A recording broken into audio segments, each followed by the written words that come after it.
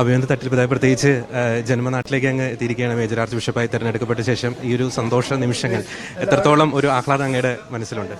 ഞാൻ എൻ്റെ വീട്ടിൽ വന്നൊരു സന്തോഷമാണ് എനിക്ക്. തൃശ്ശൂരിനെ സംബന്ധിച്ചിടത്തോളം എൻ്റെ ബ്ലഡ് ഗ്രൂപ്പ് ചോദിച്ചാൽ തൃശ്ശൂർ ഗ്രൂപ്പാണ്. അപ്പോൾ അതുകൊണ്ട് തന്നെ തൃശ്ശൂരിലേക്ക് വരുമ്പോൾ ഞാൻ അറ്റ് ഹോമാണ്. ഒരുപാട് സന്തോഷമുണ്ട് എനിക്ക്. ഇവിടെ എനിക്ക് ആരും അപരിചിതരല്ല, എല്ലാവരും എൻ്റെ സ്വന്തം വീട്ടുകാരും എൻ്റെ നാട്ടുകാരാണ്. ഞാൻ തൃശ്ശൂർ പൂരമായിട്ട് എനിക്ക് നല്ല ബന്ധമുണ്ട്. 1956 ഏപ്രിൽ 21 ജനിച്ചത്. പൂരം ദിവസമാണ് എൻ്റെ ജനനം.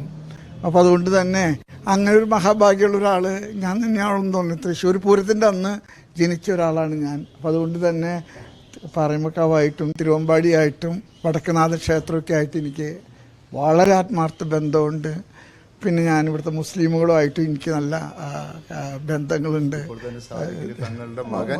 വന്നിട്ടുണ്ടായിരുന്നു. അപ്പം ഞങ്ങൾക്ക് ഒരുപാട് ബന്ധമുണ്ട്. എനിക്ക് തോന്നുന്നു ഈ നാടിന് വലിയൊരു പ്രത്യേകതയുണ്ട്. സത്യം പറഞ്ഞു കഴിഞ്ഞാൽ എൻ്റെ സ്വന്തം സഹോദരനെ ഒരിക്കൽ ബാങ്കിൽ ജോലി കിട്ടാതെ, ഞാൻ ബാങ്കുകളുടെ പേരൊന്നും പറയുന്നില്ല, വന്നൊരു സന്ദർഭത്തിൽ സത്യം പറഞ്ഞാൽ എൻ്റെ ജ്യേഷ്ഠൻ്റെ ക്ലാസ്മേറ്റ് കല്യാൺ സ്വാമിയുടെ രത്നം എൻ്റെ ജ്യേഷ്ഠൻ്റെ ക്ലാസ്മേറ്റാണ്. അവരാണ് ഉടനെ തന്നെ പറഞ്ഞു, ജോയി അതിനൊന്നും വിഷമിക്കണേ, നമുക്ക് ധനലക്ഷ്മിയിൽ.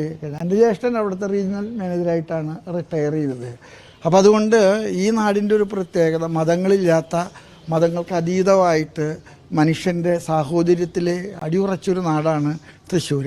അപ്പോൾ അതുകൊണ്ട് തന്നെ എനിക്ക് ഒരുപക്ഷെ എന്നെ ഇങ്ങനെ തിരഞ്ഞെടുത്തപ്പോൾ തന്നെ എനിക്ക് തോന്നുന്നത് ഒരു സാഹോദര്യത്തിൻ്റെ ഒരു വേവ് ലെങ്ത്, അതിൻ്റെ ഒരു ഹൃദയവികാരം പ്രകടിപ്പിക്കാൻ ഒരുപക്ഷെ സാധിക്കുമെന്നുള്ള ഒരു വിചാരത്തിലാണ്. അപ്പോൾ അതുകൊണ്ട് തന്നെ ആരും എനിക്ക് അന്യരല്ല, എല്ലാം എൻ്റെ സ്വന്തമാണ്. Thank you very much.